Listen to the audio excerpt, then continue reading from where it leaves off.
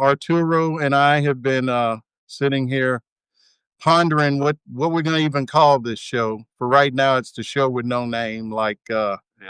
the horse with no name, or um, Clint Eastwood, Pale Rider, the dude with no name. So this is going to be the show with no name. All right, then. So I guess a little bit of breaking news. I spent the afternoon in the ER because last Friday I didn't really think I fell that bad. I kind of skint my leg a little bit, negotiating some stairs in the rain with some flip flops. It probably well they're going to get upgraded now because I am literally sitting here on injured reserve with my broken leg propped up on a chair. So that is how hard we work for y'all. Yeah, no Coming kidding. in with a broke leg. So Arturo, man, I had limited Wi-Fi service while I was sitting in the ER. And by the way, the people were so nice. Nobody asked me for money. I'm sure I'll be informed at some point. But it was like I did not feel like I was not going to get treated. You know what I'm saying? It took all afternoon. I mean, I had to sit around, but I took a nap, played some dominoes on my phone and just waited, but they were great. I guess it's my fibia. It's like one of those two bones that go down. And I had been walking around, well, hopping around because I thought I had just twisted my ankle. So, Yeah. but no, that was not the case. So anyway, that's my sob story. Please subscribe. I, I broke my leg. Please subscribe. Okay. No, serious. No, I think you know what, Cheryl. I think you're right. I think it was the tibia, the one that starts with a T, because it was down. It's down by, oh, like your ankle bone, but it's your leg, not really your ankle yet, and that's a good explanation because it sure felt like something was not right. But I've never broken a bone before, so I can scratch this off my bucket list. Man, I've broken a lot of bones, man. I have not, man. This is new. I have mangled some limbs. I have definitely sprained a few and torn some tendons, but never broken anything. So I guess I need to up the vitamin D, whatever it is, make sure my bones don't get all brittle and stuff. Some calcium or something. Yeah. Something, yeah. So that's my sob story, people. I'm gonna let Arturo talk for a minute. What I missed this afternoon? Well, I mean, the U.S. took that Venezuelan oil tanker yesterday. Yes. Seized that tanker. Now let me ask you. I mean, it seemed like it was the way I read it. It almost seemed like it was legit. They wouldn't have gotten it if not for the fact that a third of our military is down there. But I mean, wasn't it like using a false flag or it's like a shadow oil? What do they explain what's going on? Well, it's tricky too because okay, so yeah, they allege that the ship had a Guyanese flag. Right. I guess to try to get past all the military stuff. I don't, it's hard to say why, but the U.S. is also alleging that this boat has, for the last couple of years has like hidden its actual location, Mm-hmm. has shipped oil from Venezuela and Iran and all this other stuff. And I talked to, well, there's one lady who follows me. She's in Venezuela. She's on Substack, and I restacked her post because she kind of goes through and explains how a lot of Venezuelan oil gets passed through and sold on the market. And typically, a ship will go to like Africa. The oil will get refined a little bit, because it's pretty rough crude oil.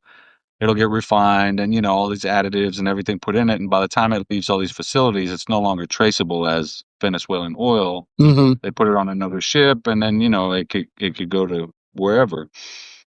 Um, I read some allegations on like CNBC. They were talking about how the ship was headed to Cuba. that's always possible. Venezuela does do the whole barter thing with Cuba. Hmm. They send oil and receive like aggregate material, stuff like that in return, which isn't illegal, by the way. But Venezuela has been, to sell their stuff on the open market is almost a non-starter because everything about Venezuelan oil is sanctioned, from the ships that transport it, the country itself, its refineries. And then, today the US they use the word blocked several oil tankers coming out of Venezuela too from doing any business anywhere internationally. And so yeah, they're like broadening their list of ships and people that are tied to the oil industry in Venezuela. And they also sanctioned a bunch of Nicolas Maduro's wife's nephews they were part of the whole prisoner swap thing that happened earlier this year, Oh yeah, right. beginning of the year. Yeah, they were part of that. They were being held supposedly on drug charges, and they were part of that prisoner swap deal. I think it was either January or February, that first one. And so the US redesignated them as, essentially drug smugglers and all this stuff. Are It's we ever kind going of to see any, I don't know, like evidence? right. I mean, They it's essentially really easy to just call people things. right. Right.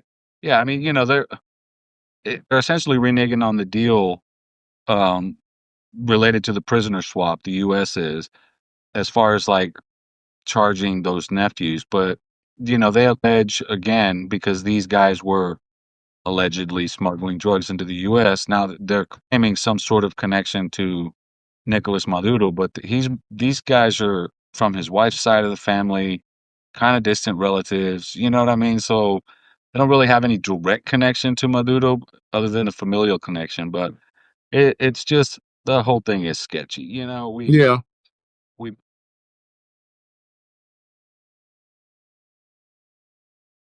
have I lost Mr. Dominguez?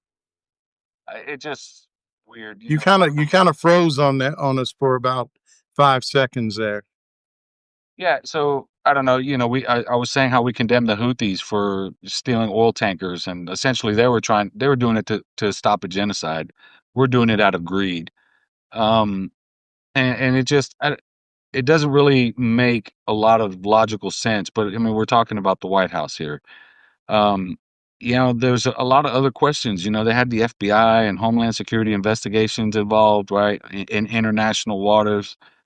These are domestic agencies that don't really have authority outside of our borders unless Right. we're working with another government.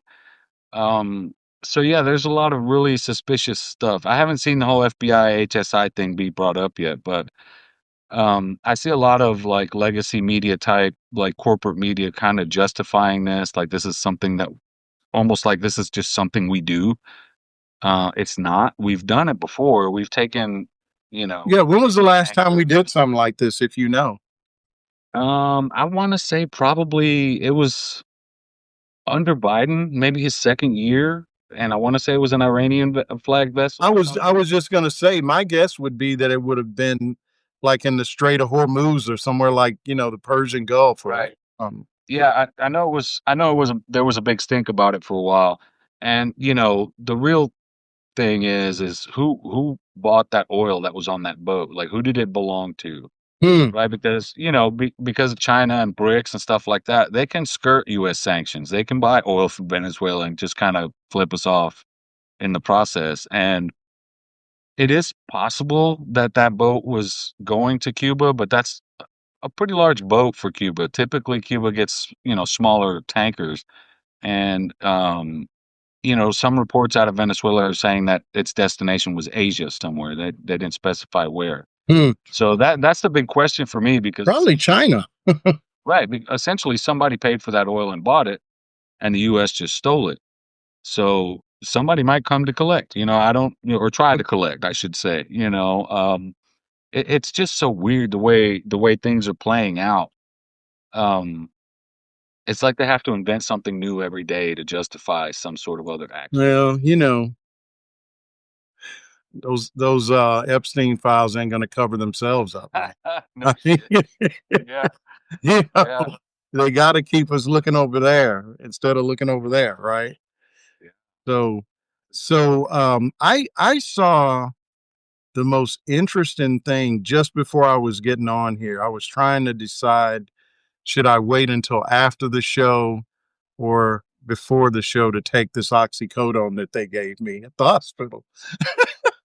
I think I'm probably gonna wait like forever, man. I'm scared of that stuff. But but I saw this clip. I assume this is something that happened recently.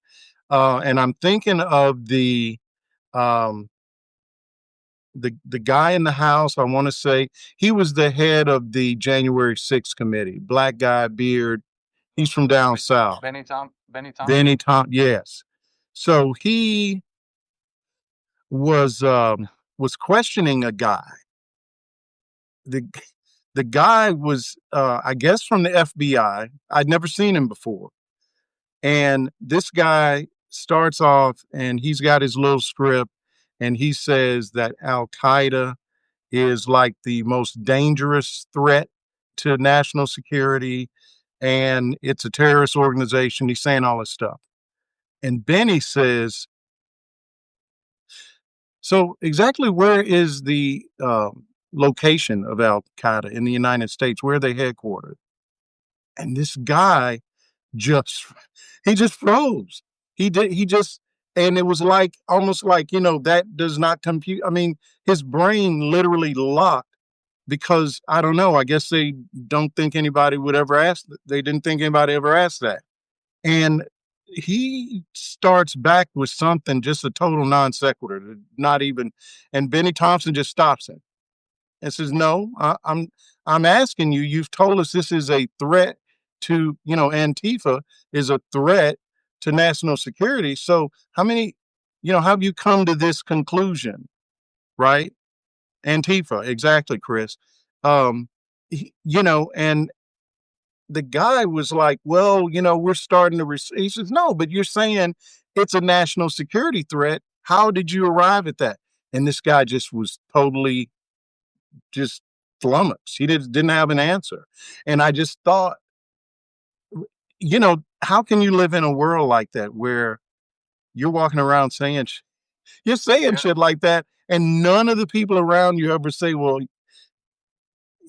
do we know where they are?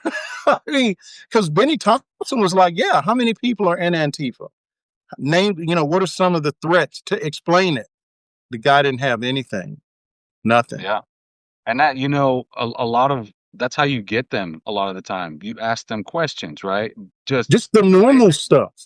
just normal stuff, right? And they get flustered. Like a lot of these far right people get flustered. And I wish, like when Chris Wray was in Congress under Biden, and he was talking about red lights blinking everywhere, that basically Hezbollah and Hamas were coming across the border, and they were everywhere Mm. in Latin America, and they have training camps, and at no point did anybody say, "So, do you have any evidence of this?" Because I've heard that for years, and I've asked for evidence, anything that isn't classified, just show me something, and then I nobody mean, has if you're going to say something, an organization is a threat to national security, but you can't even tell me who's in charge of this shit. it's a straw man. It's, dude, I've seen better straw man. I mean, Yeah, this yeah, for is real. this is like it's delusional. I've just never seen anything like it. And that's, yeah, that's the part that sticks with me, Arturo, is Yeah, I have encountered people that I thought I knew pretty well. And you're sitting up and boy, it ventures into the political conversation. And all of a sudden, it's Hunter Biden's laptop coming out. And I'm like, well, right. what? And like you said, you asked the question. So what's he done that's illegal? They never can tell you. Yeah, they can't. It's just Yeah, like a boogeyman that they've created. it's like Maduro, right? Same thing, inventing different things, and I'm like, if he's such a bad guy, justify it. Let's hear the story. Look, if he's that bad, I mean, Hey, you what know, is there? We didn't have to make up stuff about Hitler, right? You know, like it was easy. It was easy to see he's a bad guy. You Right, know, like exactly. Pinochet in Chile, we knew he was a bad guy. You know, I mean, it's the Maduro. same. You're trying to tell me he's worse than Netanyahu? I mean, I'm just Right, saying. right, I'm right. just saying. And I'm just looking at what these guys are doing. I'm just a guy with a broken leg over here, just watching TV. But it sure I looks mean, like Netanyahu's done a whole lot more damage than this guy. right, like you can look back in history and try to figure out when the last time Venezuela attacked a country was, and you'd be hard pressed to find that because the last wars they had was to liberate themselves, you know, Hmm, and and it's that was 200 and I don't know 18 like a long like time ago. right, and Venezuelans are a proud people, and they're just like we are about their independence and their Independence Day. They Well, just that's the celebrate it. thing. So what are we gonna do? Just keep like poking at these folks until we're way past the Gulf of Tonkin kind of accidental somebody. I mean, this is like at this point, if we get out of this without some real, like really bad situation happening, I'll be totally surprised. Yeah, yeah, me too. I mean, I still am concerned about like ground invasion stuff because it's not gonna. I mean, we're gonna lose people. They're gonna lose people. It's just gonna be ugly, and I just don't think anybody in the White House cares. No.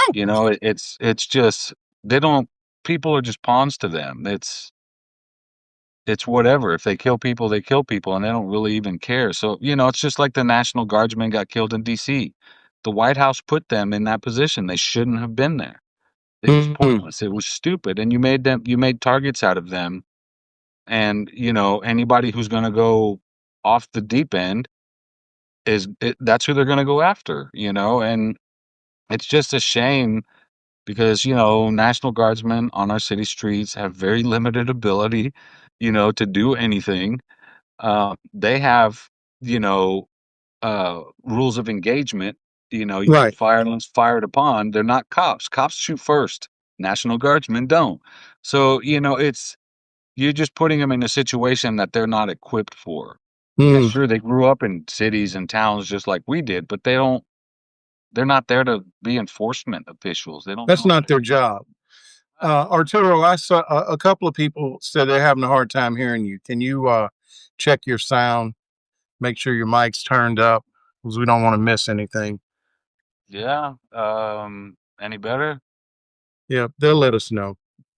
I can hear you. Yeah, I hear you fine too. Yeah. Uh, So, so yeah, Venezuela. And I guess too, it's so funny, man. A lot of this stuff is so you can just see it coming a mile away. Like, yeah. for example, was it yesterday that this bailout for the farmers was it $12 billion? Yeah, Yeah, something like I that. think it was yesterday, and it is almost a just a complete repeat of what he did when he was in office the first time. Right. I thought the But this same is thing. this is going to be worse, really, because his first term it was just him going at China, and that nearly destroyed the agriculture sector here. I mean, just the bankruptcies alone. Okay, so there's that. But now, so he is, and this is so slick the way they try to do it to say they're not using the tariff money. Yeah. There's a fund that they're accessing in the agriculture department, but the money, so they're going to take that money and give it to use it for farmers, and that fund is going to get replenished with tariff money. So the farmers aren't directly getting bailed out from the money that put them in the shape they're in. Right. It's so crazy. It's so It doesn't crazy. make any sense. And there's something, man, I've been meaning to ask you about because I keep seeing people post about the Fed pumping money into the banking system. Have you seen anything about this? Is it Well, legit? that's their job. Yeah, yeah. What the Fed does.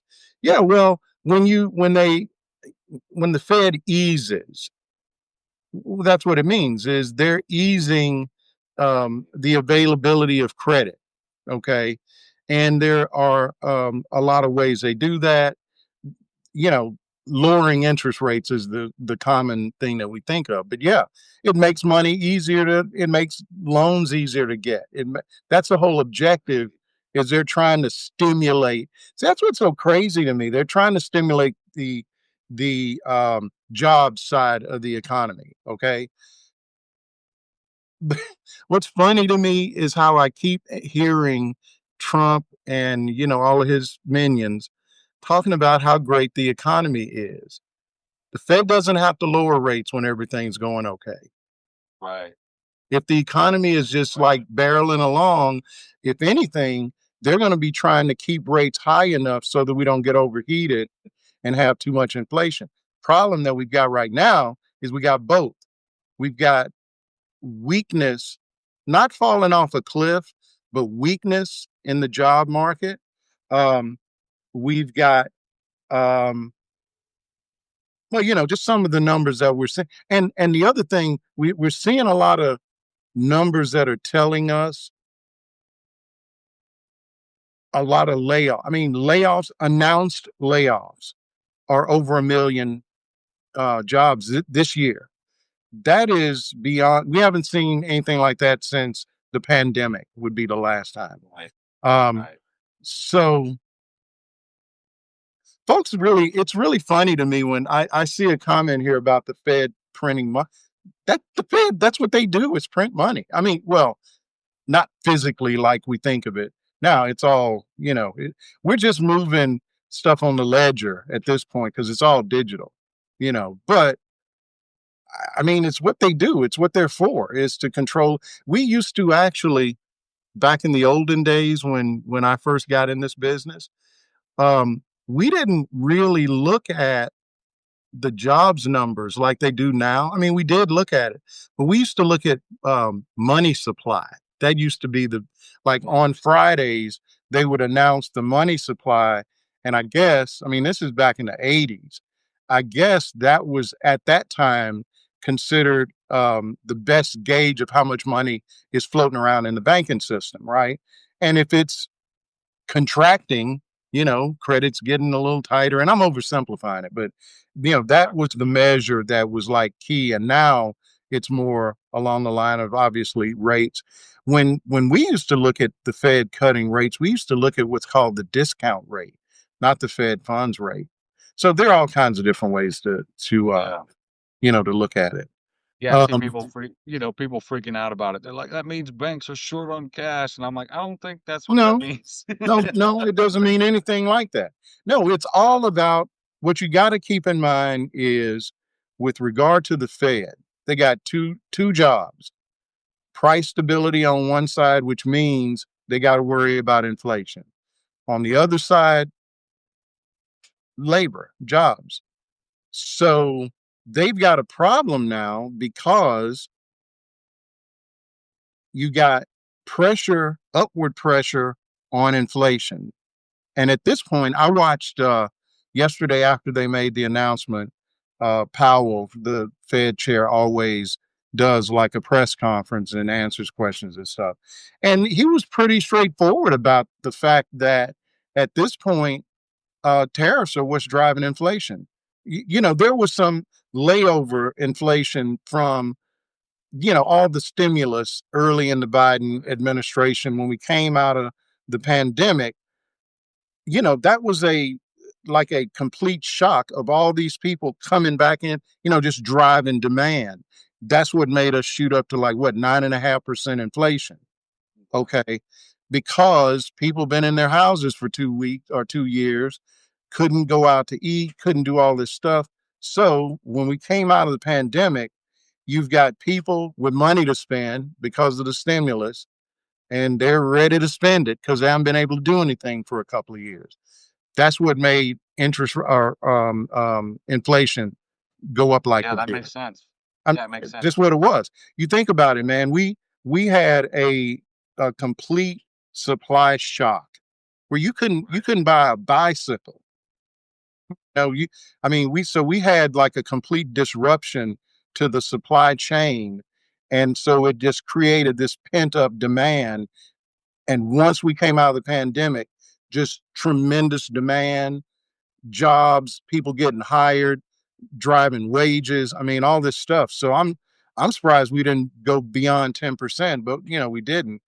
Um, the problem now, though, is we got 3% inflation, and none of those things that I just described are happening. It's really tariffs. Yeah, It's yeah, tariffs. That's all it is. yeah. So, That part's pretty cut and dry. You know what I mean? well, It's I think the Fed isn't worried that we're about to like have like a big calamity. But I will say there's a lot to be concerned about, man. I mean, you'd like these bankruptcies that we're seeing with farmers. I mean, that's not nothing. And then you look at all the folks that have been laid off from the federal government. I mean, most of what we talk about is private sector jobs. But, I pointed this out, I don't know, a month or so back that, we had I don't know, 500,000 folks get laid off right at the end of September, but we never had an October unemployment report, which October is telling you what happened in September, right? I mean, I'm sure the Fed, a 25 basis point cut isn't that much. It's just them sort of putting a bow on what they've been doing the last couple of years. I bet we don't see any interest rate cuts anytime soon unless something catastrophic happens in the job market, which I don't know if it will. yeah.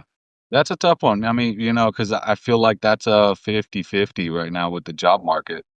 Um, So Sean Flanagan is asking a question. He says, if the economy is so great, how come so many businesses have been sunk? Um, I don't know.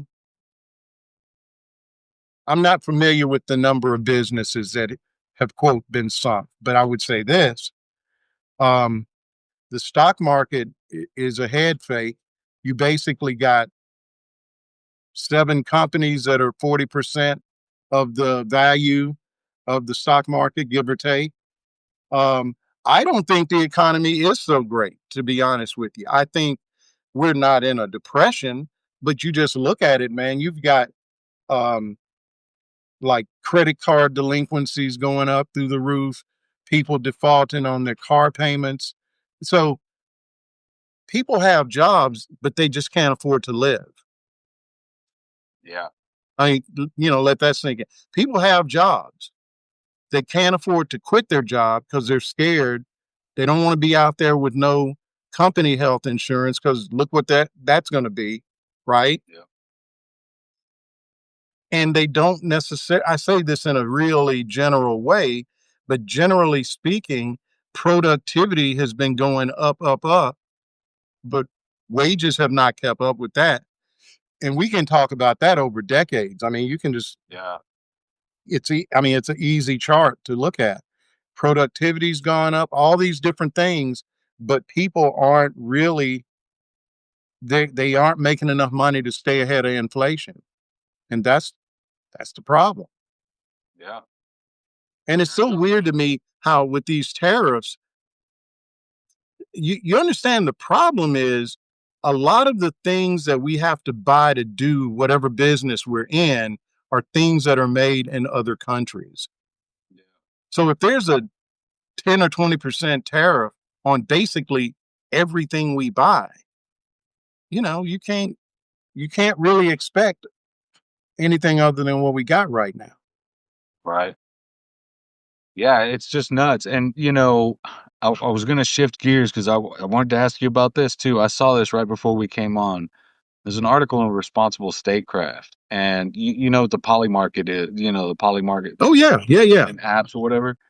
So anyway, apparently a bunch of hacks. They placed a bunch of bets on Russia taking certain Ukrainian territory, and there was something like $1.3 million worth of bets. Huh.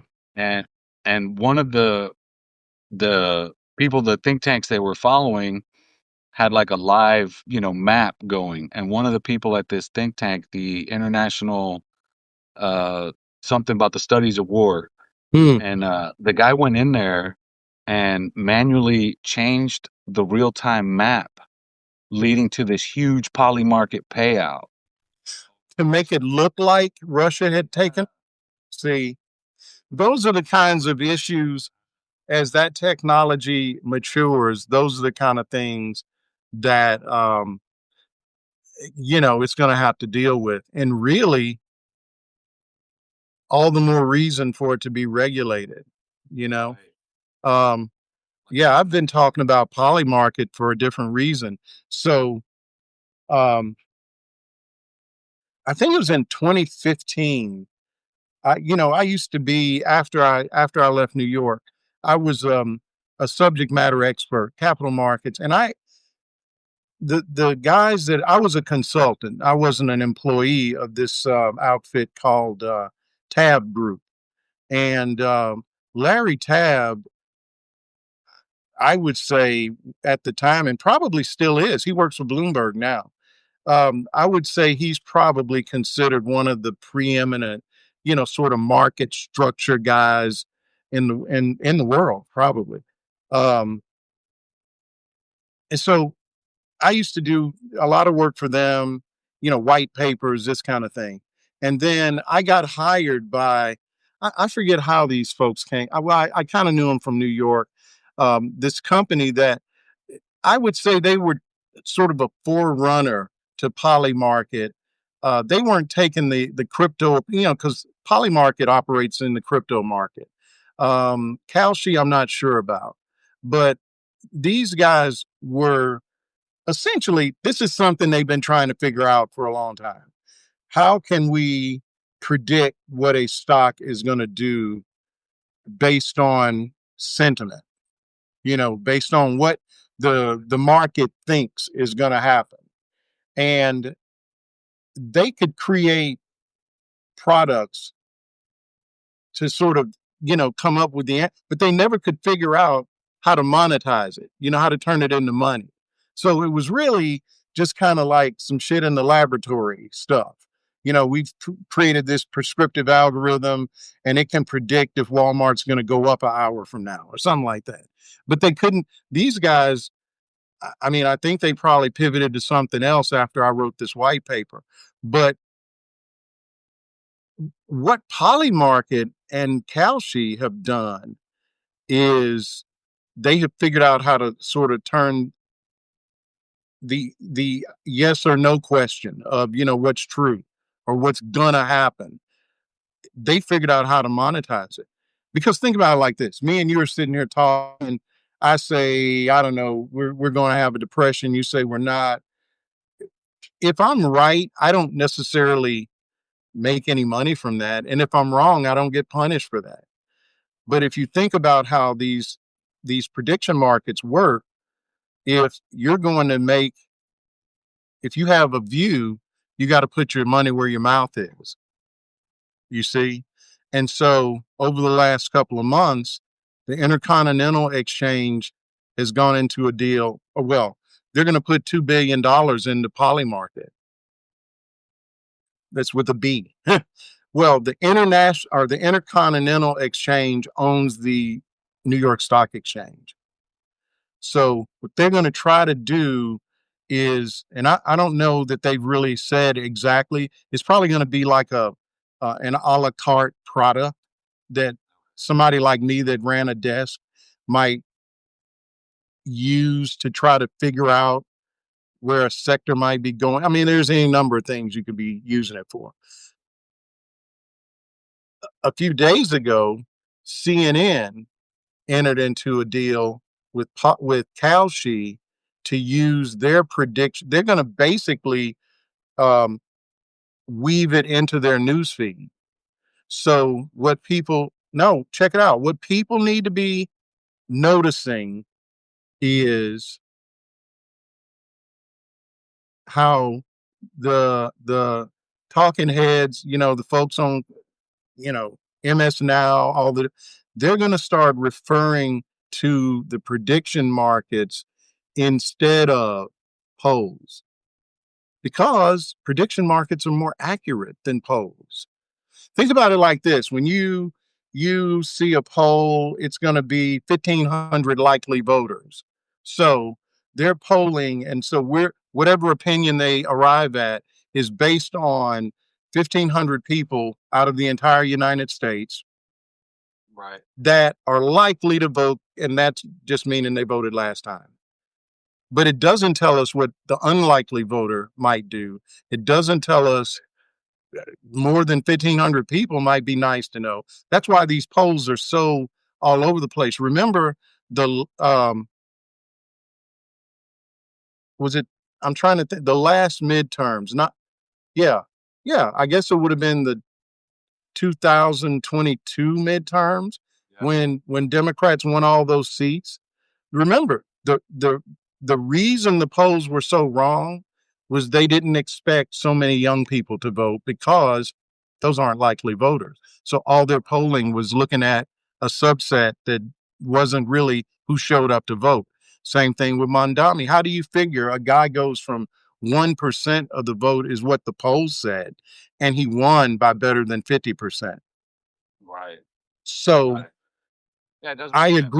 I agree with um, Elizabeth. Yeah, it's frightening, and here's why. If you have a situation where this is a market, it's literally a market. So you have market makers, just like the structure. Think about it like you think of the stock market. The guys on the floor waving their hands, all that stuff. Even though now it's all electronic. Well, if you have a situation like we did before the housing market blew up, when algorithms got introduced into the stock market, this is very similar. It's a very expensive infrastructure to run all this stuff. So the temptation is going to be to favor people who have the best infrastructure over, say, me and you who are trying to operate on our cell phone, right? Um, And so anyway, those are the considerations that are going to make or break whether this whole prediction market thing um, is successful. I'm not even necessarily saying it's bad. It's definitely it's definitely different, and it's got to be regulated, which I think it's going to have to be for them to do what they're now. The CNN case, not so much. Which, by the way, X has a deal with Polymarket from back maybe in the summer. So you might see a scenario where day traders on X are using Polymarket, to as almost like a front end to like to use for their stock strategies and so forth. So, you know, and I just think we got to be careful when I'm just looking somebody, crypto is Ponzi. Um, Bitcoin for sure is Yeah. Ponzi. I mean, I just can't make any sense out of Bitcoin, and I've left a lot of money on the table. But this isn't exactly that. This is using the technology to solve something that we've never been able to solve in finance. Like, for example, uh, and I'm getting a little nerdy. So the Black Scholes model was these two, actually, I think it's three guys to be honest, but they came up with this way to quantify risk, and they won. I think they won a Nobel Prize in mathematics or something like that. Um, and that is what allowed one of the first ways that traders on Wall Street were able to determine like their risk. Because you're talking about guys that own billions of dollars worth of securities. You have to have some way to know how much risk you have. And so that's what the Black Show model solved. I kind of look at what's going on here in a similar way. They're solving a different question. They're solving the question of what's true. Is Right. the poll true, or is this market over here where people are actually putting money down? Is that closer to true? So we'll see. Anyway, Yeah. y'all probably found out a whole lot more about Poly Market than you wanted to know, but uh, You mentioned Elizabeth Raven. I mentioned you. She said frightening. She's actually an educator in Venezuela. She's Really? she's the reader I mentioned to you earlier that Ah, kind of posted an explainer of mm-hmm. I how have to the follow her. I'm how not familiar. Venezuela was, yeah, how Venezuela moves oil. She posted an explainer about it, and it's one of those. She's one of those people, and there's so many of them that like they'll. She posts pictures of like her class, and the books that they're discussing, and like how the students and stuff feel about what's going on, and like they give you this perspective that we just don't get here, right? Like when I did the Daily Whatever show yesterday, I was Oh, I talking to didn't know them. you did that, man. Those are my buds, Yeah, yeah. So I was Lawrence and talking to Dana. them, right? And I was explaining to them how what the perspective, the view is from Latin America. And I used Cuba and Venezuela and Honduras because those are three countries where there's some big things happening involving the US. And like, we talked about how Venezuelans are like celebrate their independence, right? From Spain and stuff like that. And like Mm-hmm. how they're just as diehard as we are, and we're nationalist about our Independence Day, right? They are too.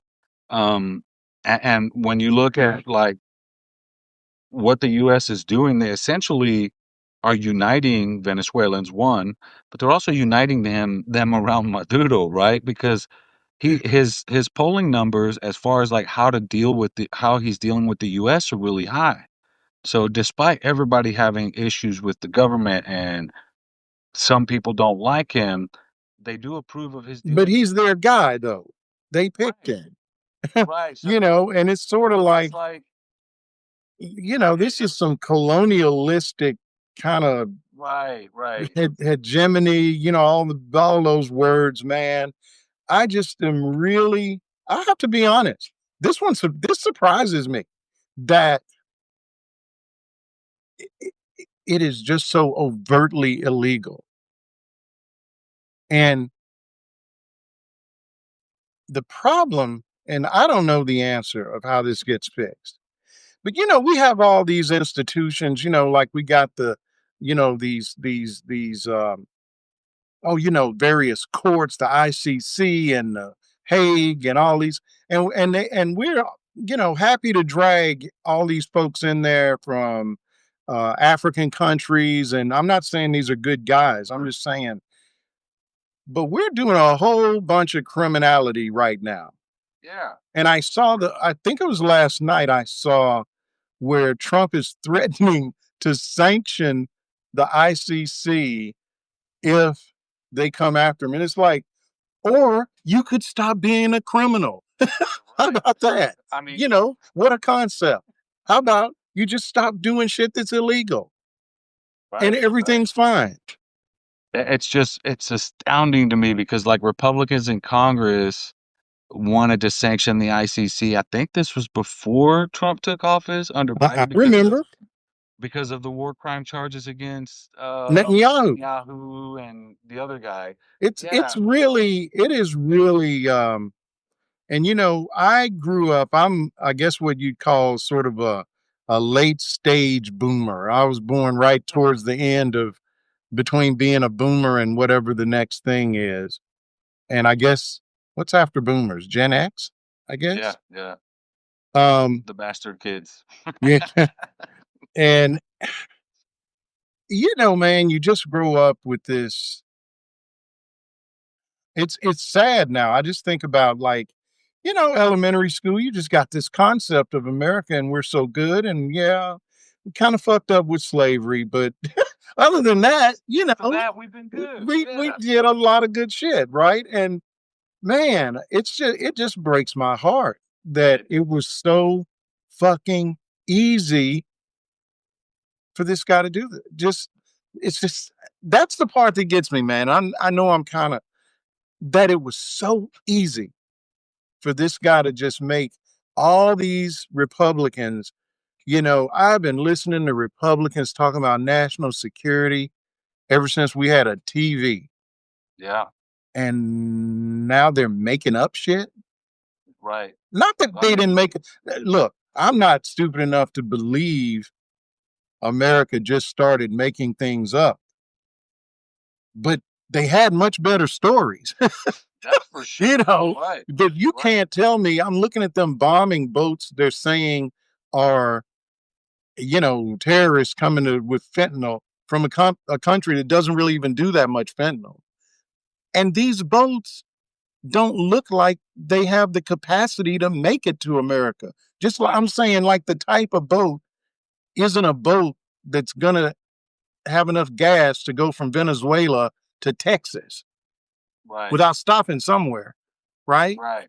And I'm Right. just like, dang, man. Okay. If you're going to lie to me, come up with something better than that. You know, Right.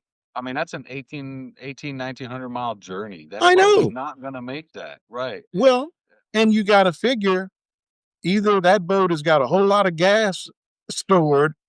I mean, so where are the drugs going to be then? You And know, there's if no they doubt. had it, man, we we couldn't stop them from showing us the proof if they had it.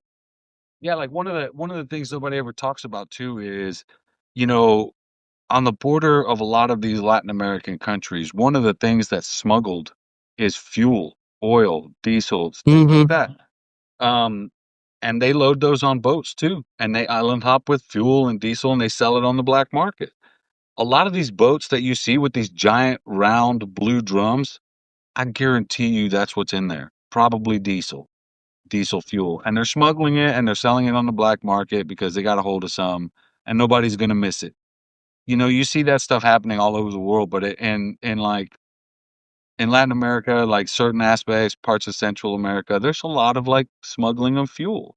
Yeah. And it's probably weight wise, it's probably as much as drugs, if not more. You know what I mean? So yeah, they like I said, nobody in this country, even Trumpers who will say, "Oh, you want drug dealers, smuggling drugs to the US." Man, you don't believe 100% that those boats are drug boats. You don't have any evidence. None of us do. Anybody who says they believe that are they're the mark. You know what I'm saying? Yeah. You're the sucker, dude. Like one of the things that we learned growing up as we're getting out of grade school and into like college age and stuff like that is never trust anything the government says, right? It used to be And don't trust now, anybody over 30 until I got to be right, 30. well, And then it was like, well, hang on a second. yeah, yeah. So, but then all of a sudden, Trumpers who never trust the government ever suddenly want to I trust the know. government. I mean, come on, dude. Like these guys are the most blatant liars out there. Like you said, we used to have much better stories to convince Dude, the public really. I mean, before. this stuff that they're coming up with is just not, like I said, this guy, all Benny Thompson asked him was, where is Al Qaeda located? And the guy locked up. I mean, he just was like, like a pop quiz, and he did not expect that question. They get so caught. They're so caught up in their own rhetoric. You know what I mean? That they don't even think that somebody's going to ask them the basic question, like the thing. Who's their leader? Right? Like, He where didn't are have they an answer. located? Right. Yeah, so it's just like, when they used to mention Al Qaeda, they always said, Osama bin Laden, WMD. Well, look, man, I felt like I had a pretty good handle on those. I mean, they would always show that one clip of these dudes with masks and stuff running around out in the desert doing calisthenics and jumping over shit. So I had like a mental pic. I don't know what Antifa is supposed to look like.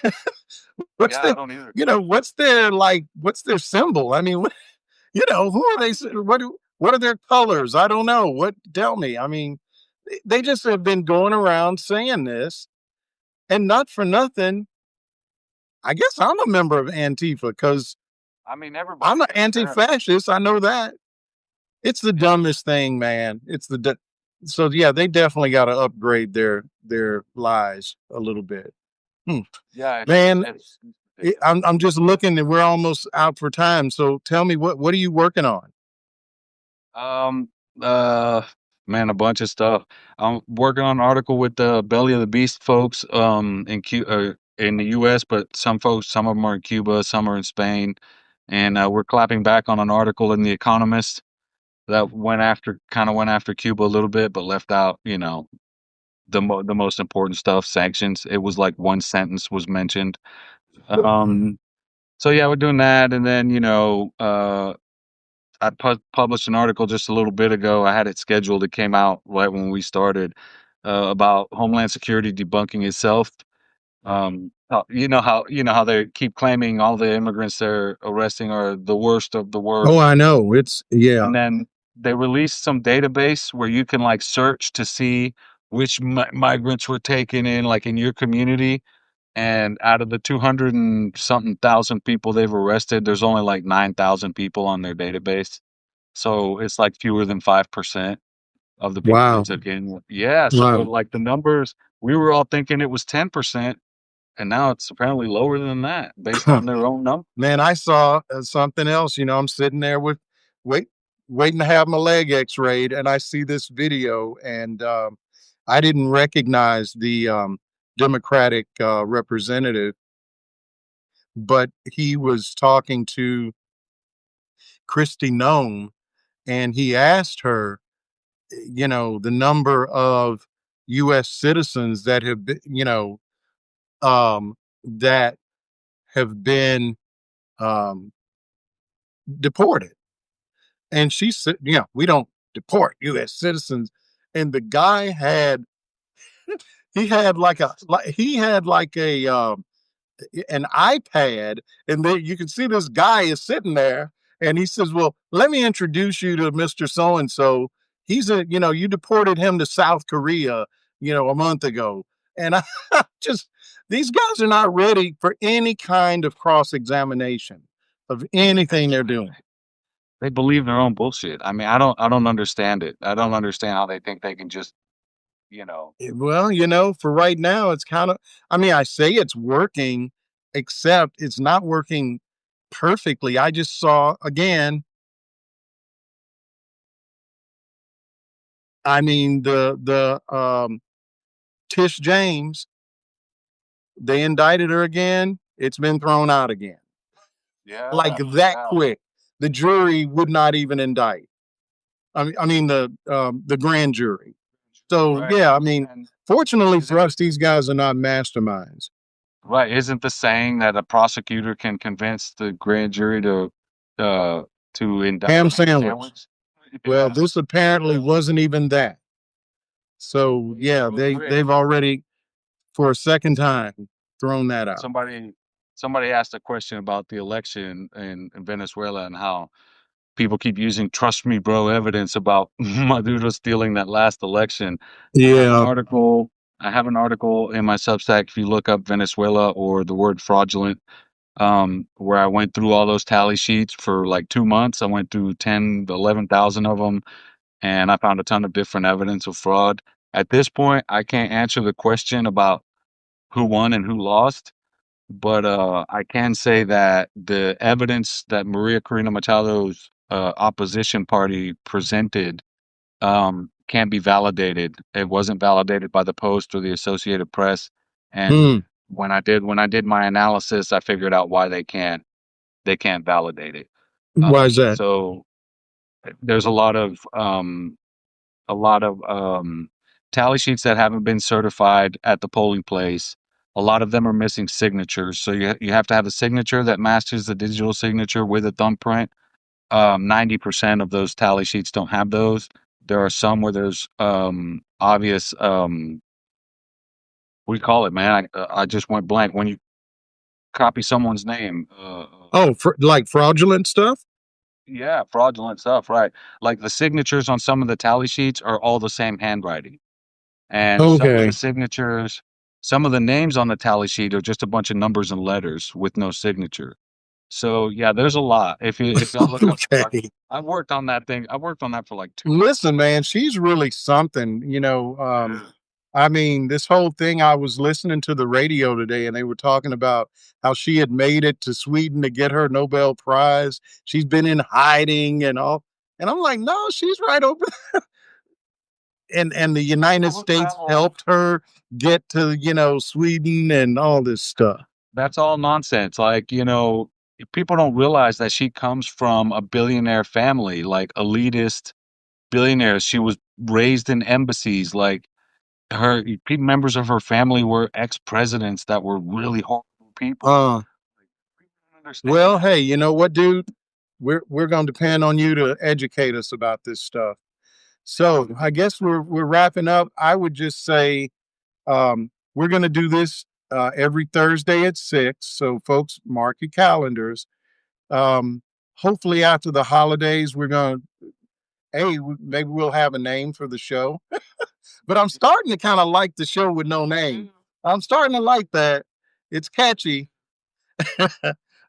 Yeah. But if if you aren't already, definitely you want to subscribe to Arturo's newsletter. He's I mean, we've known each other. I mean, going back before Substack even. So I have been leaning on him for a number of years Likewise. just to keep me educated on what you're not going to hear on mainstream media. And then on my end, I am trying to get the journeyman to. I got two goals. Hopefully, end of the year. One is to get to 20,000 subscribers. I am about 50 away from 17,000, which when I started this back in September, I think I had 11,000. So thanks to everyone who's is supported. And I'm trying to get to 500.